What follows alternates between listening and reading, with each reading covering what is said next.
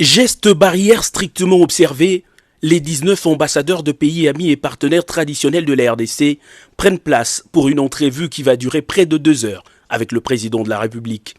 Ce qui sera décrit par ce diplomate associé à l'Union européenne et à la MONUSCO comme un moment de solidarité et d'appui sanitaire a aussi et très largement exploité l'aspect financier de l'assistance de ce groupe de partenaires à la crise sanitaire dans le pays. Aux 47 millions de dollars américains disponibilisés par la Banque mondiale pour appuyer la riposte, s'ajoutent désormais les 362 millions de dollars financement urgent du FMI, destiné à atténuer les effets du ralentissement de l'économie mondiale et de la demande des minéraux produits en RDC sur les finances publiques et revenus fiscaux. Il y a aussi cette initiative très importante du G20,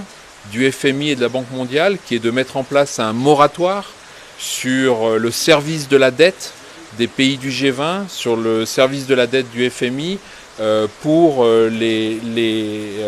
prochains mois de l'année 2020, qui va contribuer aussi à significativement alléger le fardeau du remboursement de la dette et auquel la RDC a le droit. Félix-Antoine Tshisekedi Tshilombo et ses hôtes ont également partagé des idées sur leurs préoccupations communes, le choc de pauvreté qui touche les populations pendant cette période cruciale. Nous sommes également collectivement en train de réfléchir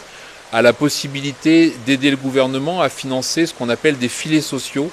c'est-à-dire des transferts monétaires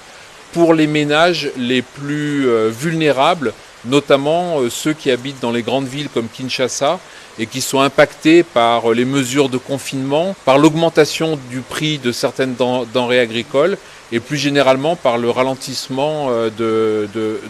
l'activité économique. Le Premier ministre et quelques membres de son gouvernement, comme le gouverneur de la Banque centrale, ont également pris part à cette rencontre. Ils seront chargés chacun selon ses prérogatives de l'exécution des options levées.